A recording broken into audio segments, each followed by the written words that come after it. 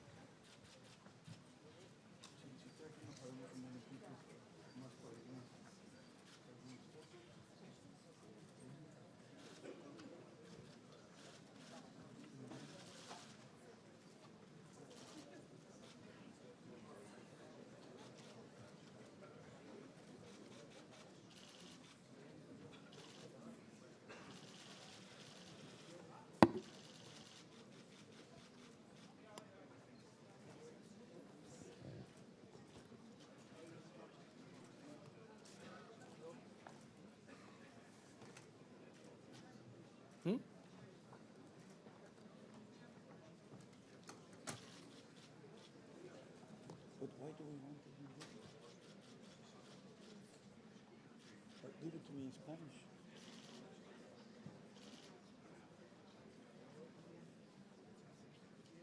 Okay.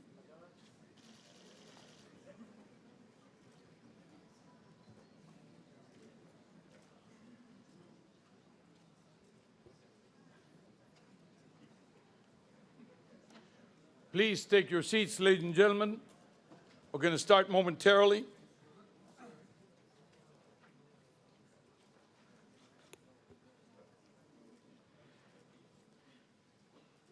Señora Presidenta Bachelet, President, Deputy Prime Ministers, Ministers, Ambassadors, ladies and gentlemen, dear friends, I'm delighted to begin the first day of my third mandate as Secretary General.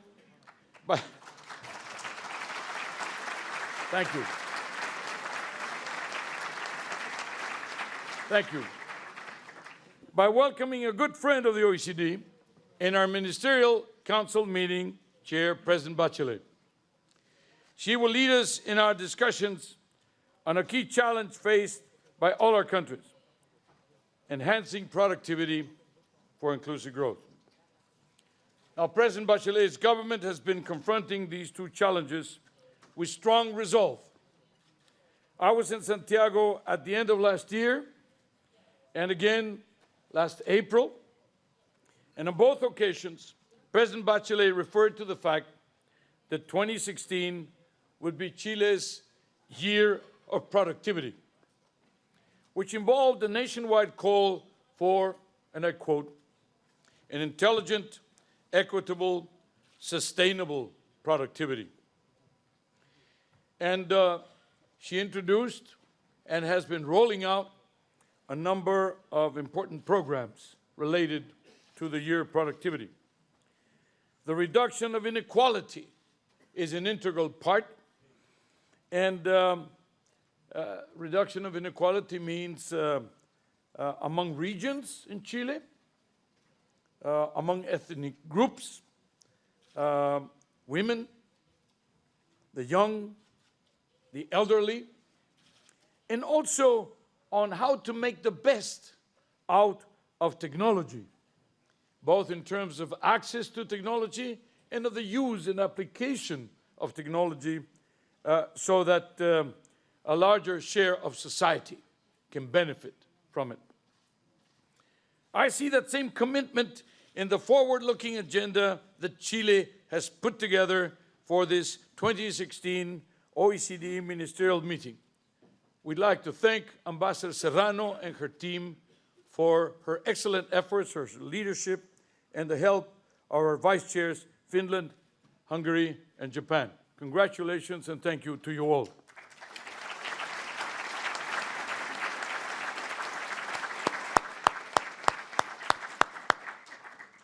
Now, we have spent the last 8 years struggling to leave the crisis behind. Global GDP will barely grow by 3% in 2016. Same as last year, it's not improving. And it's only set to improve slightly in 2017. Inequalities have kept on rising in many countries, and unemployment remains worrisome.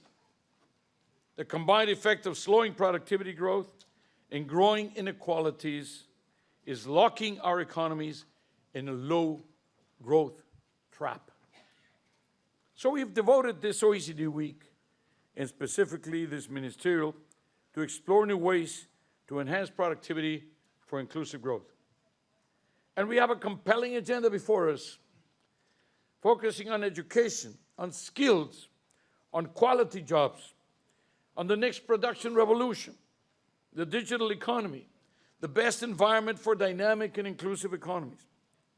And we're presenting an OECD action plan on the Sustainable Development Goals and looking at ways to turn trade and investment into engines for inclusive growth.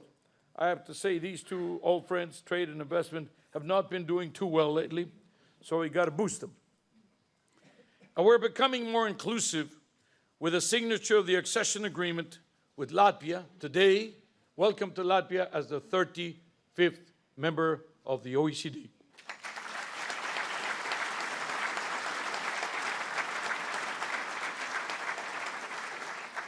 And we're also going to be talking about progress in the accession process of Colombia, Costa Rica, Lithuania, the launch of the OECD Latin American and Caribbean program later in the day, an initiative that Chile has supported enthusiastically with Mexico, Spain, Portugal, and others. So an exciting moment, President, for the OECD, an exciting moment to have you here, where we can all together make a groundbreaking contribution. So President Bachelet, thank you for your leadership. I have to say that when she was here in her former reincarnation as president, she started the process of getting Chile into the OECD.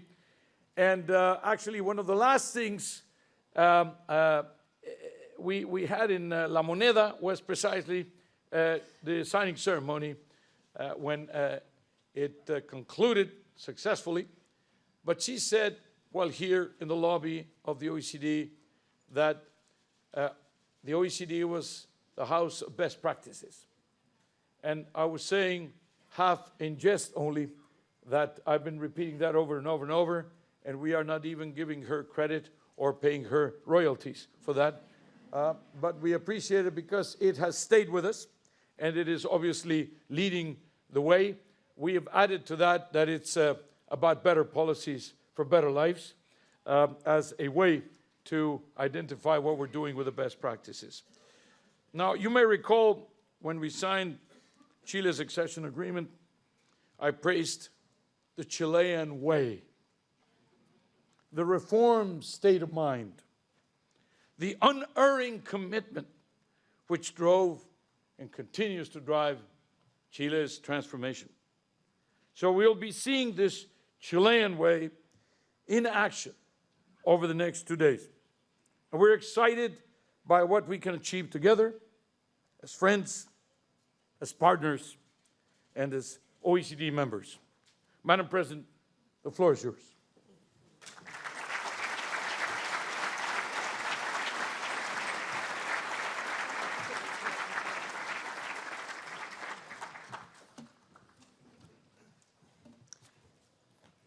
Good morning, everyone. Secretary General Angel Gurria, Deputy Prime Ministers, Ministers, Ambassadors, ladies and gentlemen. It is a great honor for me to share this Ministerial Council meeting of the OECD for the first time since Chile joined the organization in January 2010. Over these 6 years, as a member country, we have been strongly benefited from the policy guidance provided by this organization and assimilated key lessons from many of the member countries and partners on how to address our common economic and social challenges in the best way. I'm confident that we have also contributed to the enrichment of the policy debate within this organization.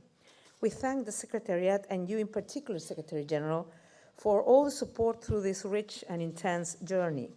My sincere congratulations and good wishes to you on your third term, which has just begun. I would also like to thank our vice chairs, Japan, Finland, and Hungary, for their enthusiastic and constructive engagement in the preparations of the ministerial meeting. As you mentioned, Secretary General, global economic recovery around the world remains fragile, and there are important downside risks. Trade and investment flows are weak, and unemployment remains at high levels in many countries. On top of that, income inequality and the lack of opportunity for many, including the most vulnerable, have increased in several countries while remaining high in others. These economic and social challenges demand decisive policy actions.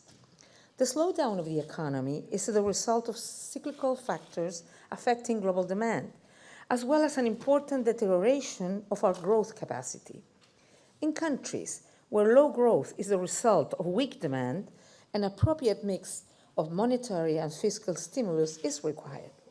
In parallel, we must accelerate the pace of structural reforms to expand our growth potential. In particular, boosting productivity is the key determinant of growth over the medium and long term. Higher productivity means more and better job opportunities, higher wages, and better living standards for our people. Given this context, this year's Ministerial Council meeting theme, Enhancing Productivity for Inclusive Growth, is very appropriate. While raising productivity is a key challenge for all our countries, it is also true that the world has changed. The increasing complexity of social challenges and the need for policies to adapt to these changes place this inclusiveness dimension at the core of policymaking. Within a framework of increasing inequalities, enhancing productivity for inclusive growth becomes, in our view, an imperative.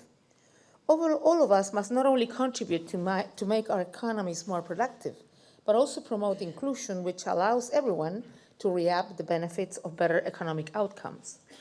Our societies aspire to and deserve more cohesion and well-being, and it is our responsibility to respond to this challenge with creative and innovative solutions.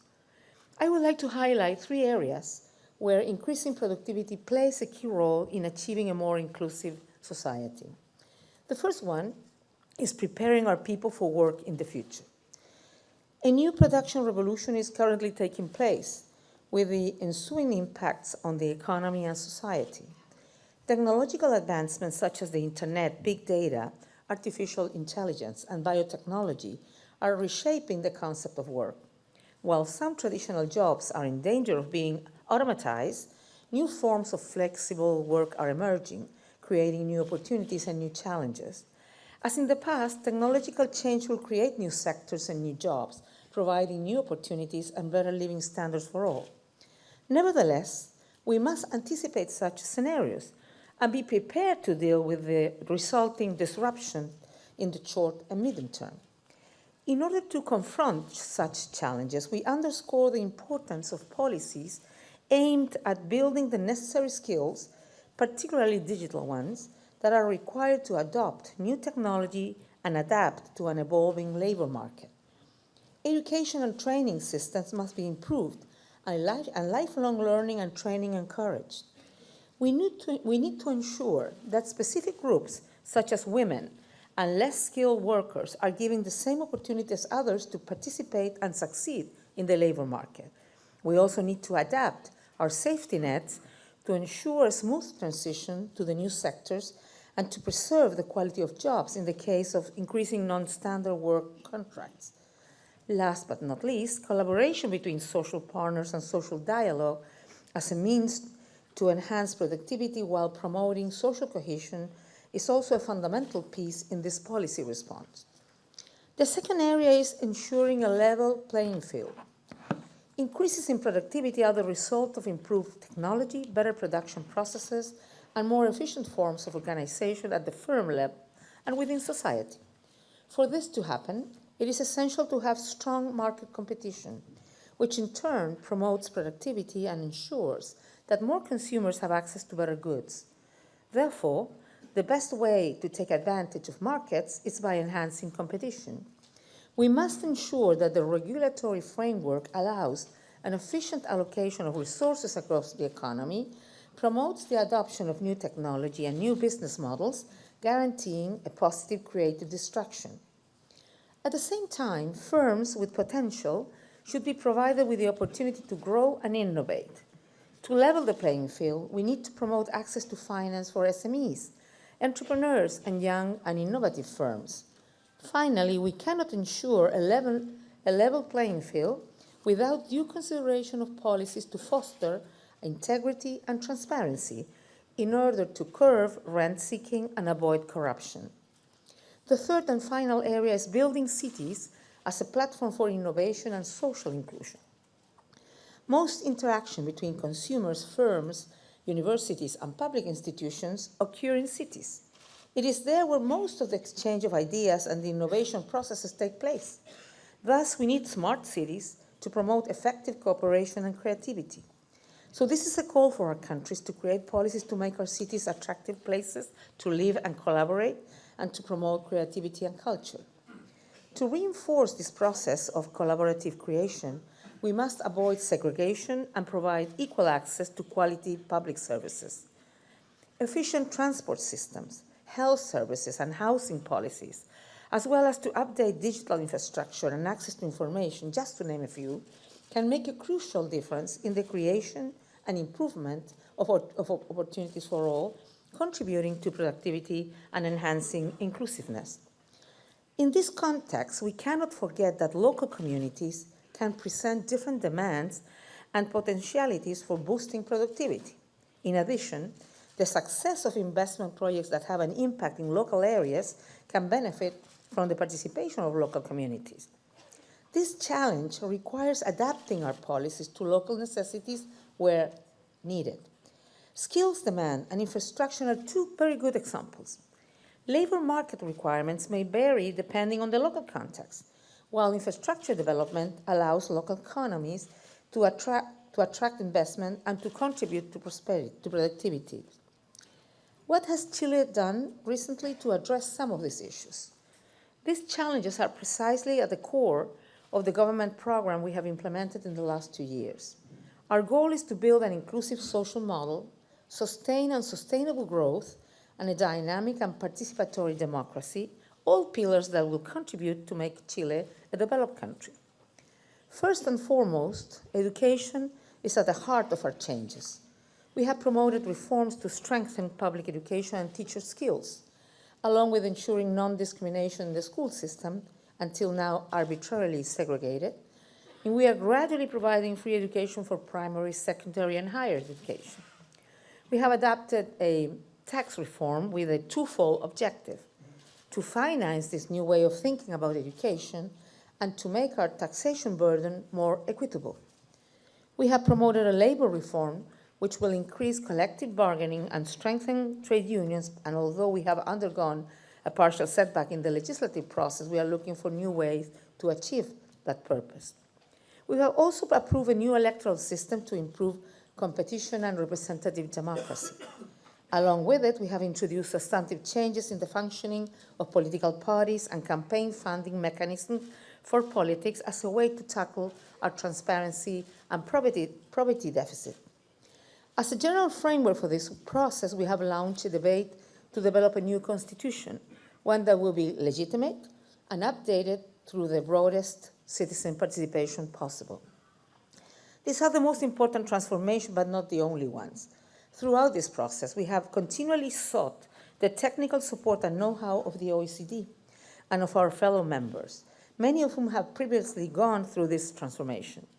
They have pointed out the pitfalls and have also been an example on how equitable and sustainable economic growth can be achieved. I would like to stress some global challenges that are closely related to the theme of this meeting. I will start with gender.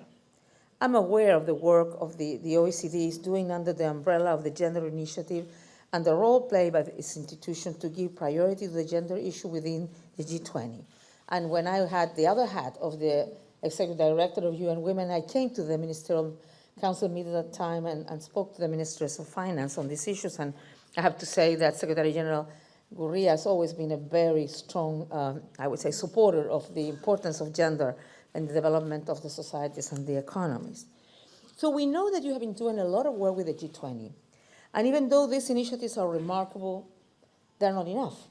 We all know that despite the efforts made, gender gaps still remain. Thus, I encourage all of you to reflect on concrete actions and initiatives, both within your countries and at an international level.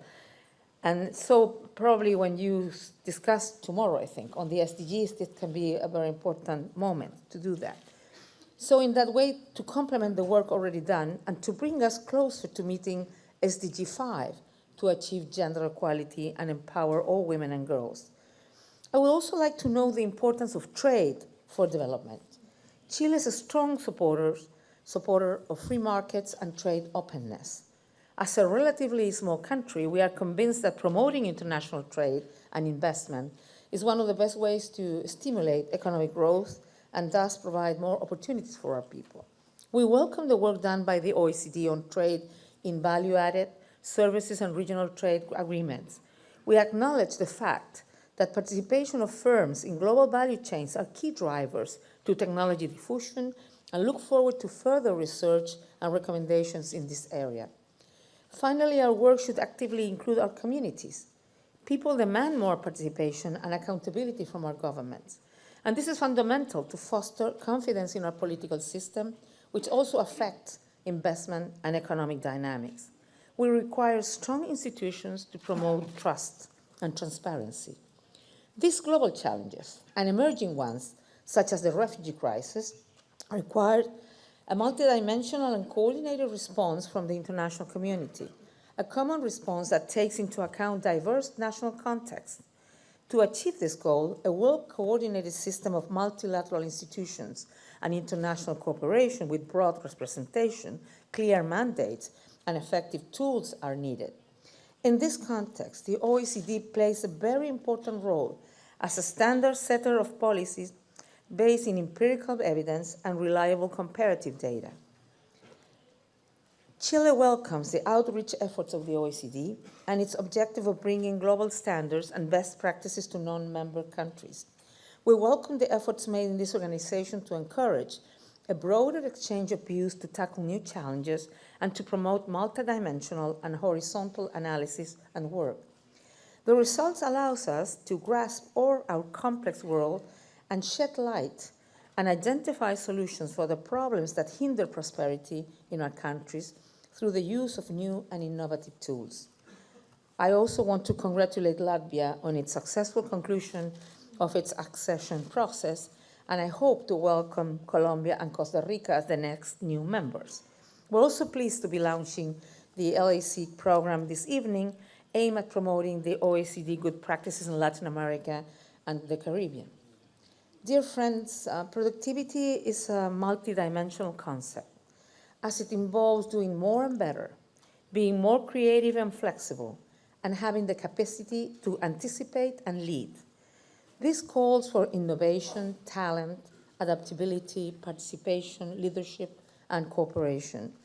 We are convinced that the productivity challenge can be better addressed by ensuring more and better opportunities for all, by reducing inequalities in areas like access to quality education, training opportunities, healthcare, gender, quality jobs, or new technologies. We will bring all on board and benefit from their combined potential and contribution, thus increasing productivity and growth. These 2 days of intensive dialogue will give us an excellent opportunity to reflect on these challenges and strengthen our relationships. We see the Ministerial Council meeting as an invitation to work, cooperate, and look for decisive policy responses for today's challenges and those in the foreseeable future. It's up to all of us to succeed in promoting better policies for better life. Thank you so much. Bravo. Bravo. Bravo. Bravo.